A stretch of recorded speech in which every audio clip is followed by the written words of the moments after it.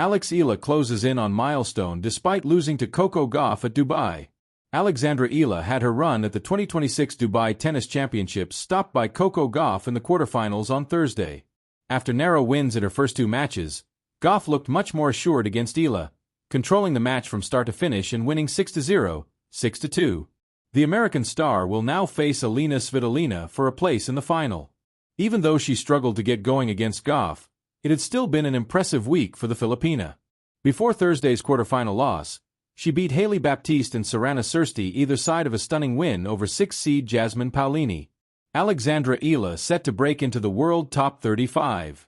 According to the WTA Live rankings, Eala is expected to climb 15 spots, moving up to world number 32 after collecting 205 ranking points in Dubai. This move puts the 20-year-old inside the Grand Slam seeding cutoff for the first time in her career. The 20-year-old will become the first Filipino player ever to reach this level, further cementing her place as one of the most recognizable athletes in Filipino sport. With this rise, she is expected to leapfrog two former Grand Slam champions, Sofia Kenin and Marketa Vondrousova, who won the Australian Open in 2020 and Wimbledon in 2023 respectively. Eala is also set to surpass Sorana Cîrstea, Sarah Beljek and Elisabetta Cocciaretto, all of whom have lifted WTA trophies in 2026. If she can hold on to her spot over the next few months, there is a good chance she could be seated at Roland Garros when May comes around. Coco Gauff joins Martina Hingis and Maria Sharapova in early career milestone. According to Opto-Ace, since the Tier 1/WTA 1000 format was introduced in 1990, only Martina Hingis and Maria Sharapova have reached more semifinals at this level before turning 22 than Gauff. Sharapova appeared in 15 WTA 1000 semifinals before her 22nd birthday, while Gauff has now reached 13. Hingis, who won 12 Grand Slam titles before she turned 19, made an incredible 33 WTA 1000 semifinals by the time she was 22. Gauff is set to face Alina Svitolina next. If she wins that match, she will meet either Jessica Pegula or Amanda Anisimova in the final. Pegula advanced by beating Clara Tauson on Thursday, while Anisimova got past Mira Andreeva to book her spot in the last four. Pegula advanced by beating Clara Tauson on Thursday, while Anisimova got past Mira Andreeva to book her spot in the last four. The quiet ascent. Eala's WTA journey in Dubai. There are moments in sport that transcend wins and losses. Matches that, on paper, end in defeat, but in spirit, signal something much more profound.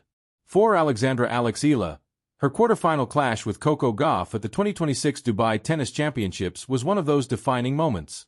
The scoreboard told a straightforward story, a straight sets loss, 6-0, 6-2.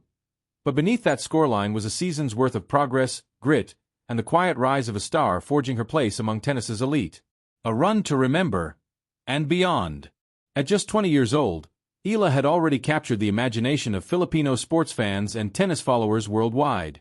Her journey into the quarterfinals of a WTA 1000 event, one of the highest tiers on the Women's Tennis Association Tour, was historic in and of itself, marking her deepest run at this level to date. She didn't reach that stage by accident. In the early rounds of the tournament on the sun-drenched courts of Dubai, Eala dismantled some formidable opponents. She opened with a win against Hailey Baptiste and, in a statement performance, followed it with a brilliant victory against 6-seed Jasmine Paolini, a top 10 player and former WTA Tour champion. This was followed by another inspired performance against Sorana Cîrstea, a battle-tested veteran. In a tightly contested match that pushed both players to their limits, Eala emerged victorious, stamping her ticket into the quarterfinals. It was a narrative of resilience and rising confidence, the kind that tells you a player isn't just participating but competing. The clash with a champion. Coco Gauff, meanwhile, arrived in Dubai already a formidable opponent, a world number 4, a multiple Grand Slam winner, and one of the tour's most accomplished young talents.